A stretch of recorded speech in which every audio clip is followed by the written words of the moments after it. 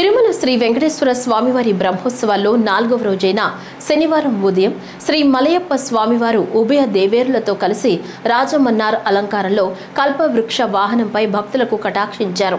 వాహనం ముందు గజరాజులు నడుస్తుండగా భక్తజన బృందాలు భజనలు, కోలాటాలు, జీయంగార్ల ఘోష్టితో స్వామివారిని కీర్తిస్తుండగా మంగళ వాయిద్యాల నడుమ స్వామివారి వాహన సేవ కోలాహలంగా జరిగింది. భక్తులు అడుగడుగున కర్పూర హారతులు సమర్పించి శ్రీవారిని దర్శించుకున్నారు. క్షీరసాగర మదనంలో విలువైన వస్తువులెన్నో ఉద్భవించాయి. వాటిలో కల్పవృక్షం ఒకటి. ఈ చెట్టు నీడన చేరిన వారికి ఆకలి దప్పులుండవు, పూర్వ జన్మ స్మరణ కూడా కలుగుతుంది. ఇతర వృక్షాలు తాము కాచిన ఫలాలు మాత్రమే ప్రసాదిస్తాయి. అలా కాక కల్పవృక్షం కోరుకున్న ఫలాలన్నిటినీ ప్రసాదిస్తుంది. అటువంటి కల్పవృక్ష వాహనాన్ని అధిరోహించి 4వ రోజు ఉదయం శ్రీవారు దర్శనమిచ్చారు.